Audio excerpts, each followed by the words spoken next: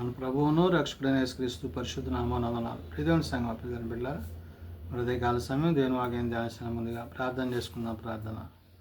కృపగల తండ్రి, దయగల యేసయ్య, బంగారు పాదాలు కొల్లేకలేని వందనాలు, స్తుతుల స్తోత్రములు. గతించిన రాత్రి అంతా నీ రెక్కల చాటును కాచి కాపాడి సంరక్షించిన దేవా, హృదయకాల సమయం సజ్జన లేకుండా చేరి ప్రార్థించుండగా వాక్యమైన దేవుడు వాక్యం ద్వారా నాతో మాతో మాట్లాడి మీరే మహిమ గంట ప్రభావాల పొందమని యేసునామమున నడుచున్నాం తండ్రి, ఆమె. ప్రియమైన సంఘం ప్రియమైన బిడ్డలారా, నిజంగా ఏర్పాటు చేయదని వాక్య భాగము ఆది కాండము 48వ అధ్యాయము 1 నుంచి 9 వచనంలో ఈ విధంగా రాబడినవి. ఆది కాండము 48వ అధ్యాయము 1 నుంచి 9 వచనంలో ఈ విధంగా రాబడినవి. ఈ సంగతులైన తర్వాత, ఇదిగో నీ తండ్రి కాయిలా ఉన్నాడని ఒకడు యోసేపుతో చెప్పాను. అప్పుడు అతడు మనష్షే ఎఫ్రాయిములు అను తన 2 కుమారులను వెంటబెట్టుకొని పోగా, ఇదిగో నీ కుమారుడైన యోసేపు నీ యొద్దకు వచ్చుచున్నాడని యాకోబునకు తెలుపబడెను. అంతటా ఇశ్రాయేలు బలము తెచ్చుకొని తన మంచం మీద కూర్చుండెను. ప్రియమైన సంగమా, ప్రియమైన బిడ్డలారా, దేవుని యొక్క మహాకృపను బట్టి మరి వారందరూ యోసేపు వద్దకు చేరడము, అక్కడ వారు బహుగా ఆశీర్వదింపబడ్డము, దీవింపబడ్డము. వారు యోసేపు యొక్క సంరక్షణలో, ఫరో యొక్క ఆధీనంలో వారందరూ కూడా వారికున్న అక్కర్లన్నీ తీర్చబడి ఐగుప్తులో వారు అభివృద్ధి చెందినవారు. అటు తర్వాత వృద్ధాప్యమందు ఉన్న మరి తండ్రి అయిన యాకోబు, అనగా ఇశ్రాయేలుగా పిలువబడుతున్న యాకోబు యొక్క మరి వృద్ధాప్య స్థితి, మరణస్థితిని బట్టి ఇక్కడ వాక్యం సెలవిస్తున్న మాట, ఈ సంగతులైన తర్వాత ఇదిగో నీ తండ్రి కాయలాగా ఉన్నాడని ఒకడు యోసేపుకు చెప్పాను. యోసేపుకు ఈ వర్తమానం అందించాడు ఒక వ్యక్తి. అప్పుడు అతడు మనష్షే ఎఫ్రాయిములను తన 2 కుమారులను వెంటబెట్టుకుని పోయాను. ఎవరు? యోసేపు యొక్క కుమారులైన మనష్షే ఎఫ్రాయిములను తీసుకుని తాను తన తండ్రి యొద్దకు బయలుదేరాడు. ఇదిగో నీ కుమారుడైన యోసేపు నీ యొద్దకు వచ్చుచున్నాడని యాకోబునకు తెలిపాడు. అప్పుడు యాకోబుకి, ఇశ్రాయేలుగా పిలువబడుతున్న యాకోబుకి, నీ కుమారుడు నీ మనవలో నిన్ను చూడడానికి వస్తున్నారనే విషయాన్ని తెలిపినప్పుడు, అంతటా ఇశ్రాయేలు బలము తెచ్చుకొని తన మంచం మీద కూర్చుండెను. కుమారుడు వస్తున్న విషయాన్ని గ్రహించి ఎంతో సంతోషంతో మరి శక్తివంతుడిగా అతడు తిరిగి తాను లేచి కూర్చున్నవాడుగా తన మంచం మీద కూర్చుండెను. యోసేపును చూచి, కనాను దేశమందలి లూజులో సర్వశక్తి గల దేవుడు నాకు కనబడి నన్ను ఆశీర్వదించి, ఇదిగో నీకు సంతానాభివృద్ధి పొందించిన నిన్ను విస్తరింపజేసి నీవు జనముల సమూహమొగునట్లు చేసి నీ తరువాత నీ సంతానమునకు ఈ దేశమును నిత్య స్వాస్యముగా ఇచ్చేదనని సెలవిచ్చాను. చూడండి, దేవుడు ఏదైతే దర్శన రీతిగా మరి వారిని దర్శిస్తున్నప్పుడు ఆ దర్శన రీతిగా కలిగిన ఆ యొక్క భావాన్ని వ్యక్తపరుస్తున్నాడు. అందుకని ఇక్కడ 2వ వచనంలో ఇదిగో నీ కుమారుడైన యోసేపు నీ యొద్దకు వస్తున్నాడు అన్నప్పుడు, యాకోబు మరి తెలుపబడినప్పుడు అతడు వెంటనే ఇశ్రాయేలీల యొక్క, అనగా ఇశ్రాయేలుగా ఉన్న అతను బలం తెచ్చుకోవడమే కాదు, లేచి కూర్చున్నాడు.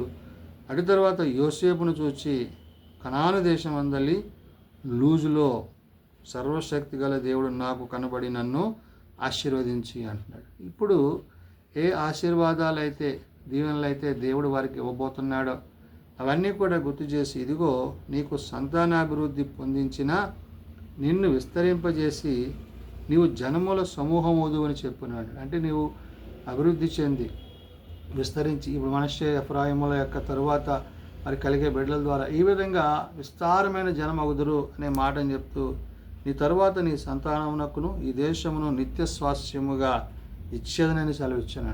కాబట్టి దేవుడు తాను ఇవ్వబోతున్నది, తాను ఇచ్చేది ముందుగానే తెలియజేశాడు.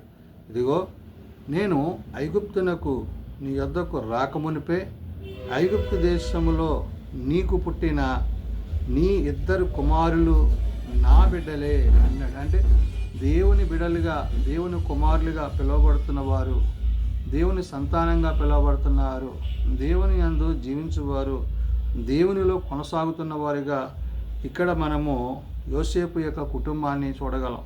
అంటే ఎవరైతే దేవుని యందు నమ్మిక ఉంచుతారో వారందరినీ దేవుడు వర్ధిల్లజేసేవాడని, ఆశీర్వదించేవాడని చెప్తూ, ఇదిగో నేను ఐగుప్తునకు నీ యొద్దకు రాకమునిపే ఐగుప్తు దేశంలో నీకు పుట్టిన నీ 2 కుమారులు నా బిడ్డలే అంటున్నాడు. అంటే వారిని గూర్చి తండ్రి మరి యాకోబు ఈ విధంగా మాట్లాడుతూ, రూబేను షిమ్యోనుల వల్లే ఎఫ్రాయిము మనష్షేలు నా బిడ్డలే అందురు అంటున్నారు. అంటే ఎప్పుడైతే తన బిడ్డల విషయంలో, అంటే తన యొక్క స్వాస్యముగా దేవుడు వారికి ఇచ్చిన ఆ యొక్క గర్భఫలాల విషయంలో ఇవన్నీ కూడా ఆశీర్వాదకరమైన విషయాన్ని చెప్తూ, వారి తరువాత నీవు కనిన సంతానము నీదే, వారు తమ సహోదరుల స్వాస్యమును బట్టి వారి పేర్ల చొప్పున పిలువబడుదురు అన్నాడు. దేవుడు వారికి ఇచ్చిన స్వాస్యాన్ని, వారికి ఇచ్చిన పిలుపుని బట్టి, వారు జన్మించిన విధానాన్ని బట్టి ఇదంతా కూడా జరగబోతుంది అనే విషయాన్ని అక్కడ భక్తుడు గుర్తు చేస్తున్నాడు యాకోబు. అందుకన్నాడు, వారి తర్వాత నీవు కనిన సంతానము నీదే, వారు తమ సహోదరుల స్వాస్థ్యమును బట్టి వారి పేర్లు చొప్పున పిలువబడుదురు అన్నాడు. కాబట్టి ఈ దేవుని యొక్క నడిపింపులో, దేవుని యొక్క ప్రేమలో వారు కొనసాగుతారు, వర్ధిల్లుతారు, విస్తరిస్తారని చెప్తున్నాడు. 16 నుండి నేను వచ్చుచున్నప్పుడు ఎఫ్రాతాకు ఇంకా కొంత దూరం ఉండగా మార్గమున రాహేలు కనాను దేశములో నా ఎదుట మృతి పొందాను. కాబట్టి ఇక్కడ తాను కొన్ని విషయాలను గుర్తు చేస్తున్నాడు. అక్కడ బెత్లెహేమును ఎఫ్రాతా మార్గమున నేను ఆమెను పాతిపెట్టినని యోసేపుతో చెప్పాను. ఇక్కడ తాను వస్తున్నప్పుడు ఆ జరిగిన సంఘటనల గురించి, సంభవించిన పరిస్థితులన్నీ కూడా యోసేపు చెప్తున్నాడు. ఏమని? 16 నుండి నేను వచ్చుచున్నప్పుడు ఎఫ్రాతాకు ఇంకా కొంత దూరం, ఈ ఎఫ్రాతా అనే ప్రదేశానికి ఇంకా కొంత దూరం ఉండగానే మార్గమున రాహేలు కనాను దేశములో నా ఎదుట మృతి పొందాను. ఈ రాహేలు కనాను దేశంలో మృతి పొందిందని చెప్తున్నాడు. అక్కడ బెత్లెహేమును ఎఫ్రాతా మార్గమున నేను ఆమెను పాతిపెట్టినని యోసేపుతో చెప్పాను. కాబట్టి ఇక్కడ దేవుని యొక్క చిత్తంలో, దేవుని యొక్క ఉద్దేశంలో, అంటే ఎవరిని కూడా దేవుడు విడిచిపెట్టలేదు. వారి వారి యొక్క తరాలను బట్టి దేవుడు వారిని ఆశీర్వదించి దీవించిన విషయాన్ని ఇక్కడ మరి యాకోబు గుర్తు చేస్తున్నాడు, యోసేపుకు తెలియజేస్తున్నాడు. ఆమెను పాతిపెట్టినని యోసేపుతో చెప్పాను. ఇశ్రాయేలు అంటే యాకోబు అంటున్నాడు, యోసేపు కుమారులను చూచి వీరెవరని అడుగగా యోసేపు, వీరు నా కుమారులు, వీరిని ఈ దేశమందు దేవుడు నాకు అనుగ్రహించనని తన తండ్రితో చెప్పాను. అందుకు అతడు, నేను వారిని దీవించుటకు నా దగ్గరకు వారిని తీసుకొని రమ్మని. ఈ విధంగా మరి యోసేపు యొక్క కుమారులు ఇరువురిని, మనష్షే ఎఫ్రాయిములని మరి యాకోబు ఆశీర్వదించడము, దీవించడం జరిగింది. అంటే దేవుని బిడ్డలను దేవుడు ఏ విధంగా అయితే ఆశీర్వదించాడో ఆ విధంగానే మరి పితరుల యొక్క బిడ్డలుగా మరి వాళ్ళు పిలువబడ్డారు. వారు తరతరాలుగా మరి అబ్రహాము, ఇస్సాకు, యాకోబులుగా దేవుని యొక్క ఆశీర్వాదాలు పొందుకున్న కుటుంబాలుగా వారు ఉన్నారు. నేడు మరి ఎప్పుడైతే యోసేపు యొక్క కుమారులిద్దరినీ కూడా మరి యాకోబు దీవించడానికి వారిని నా దగ్గరికి తీసుకురామని చెప్పి వారిని అడగడం జరిగింది. అంటే ఆశీర్వాదాలకు కారకులుగా, ఆశీర్వాదాలకు దీవెనలకు కారకులుగా మనం ఉండాలంటే మనము దేవుని యందు నమ్మిక కలిగి, భయభక్తులు కలిగి, విశ్వాసం కానీ దేవుని యందు, దేవుని మాటల యందు జీవించేవారమై ఉండాలని పరిశుద్ధాత్మ దేవుడు ఇక్కడ తెలియజేస్తున్నాడు. కాబట్టి అందుకు నేను వారిని దీవించుటకు నా దగ్గరకు వారిని తీసుకురమ్మనేను. ఆ విధంగా దేవుడు మరి తన యొక్క బిడ్డలను ఆశీర్వదిస్తూ వర్ధిల్లిస్తూ, అంటే వృద్ధాప్యమందున్న ఈ యొక్క యాకోబు, మరి ఇశ్రాయేలుగా పిలువబడుతున్న యాకోబు యోసేపు యొక్క 2 కుమారులను కూడా దీవించిన వాడై ఉన్నాడని పరిశుద్ధాత్మ దేవుడు తెలియజేసిన మాటలు. ప్రార్థన చేసుకుందాం.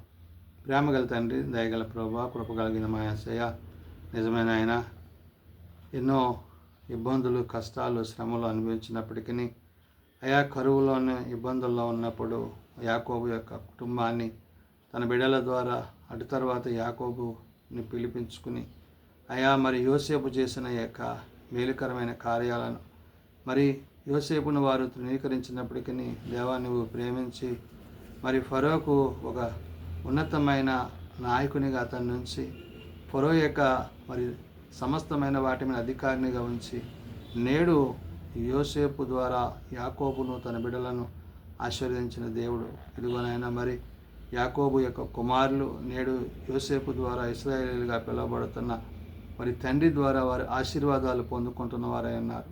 కాబట్టి నాయన ఇవన్నీ కూడా నీ ఉద్దేశములు, నీ ఆలోచనలు, నీ తలంపులైనవి. కాబట్టి ఎవరిని అందు విశ్వాసం ఉంచుతారో వారిని ఆశీర్వదించి దీవించే దేవుడు.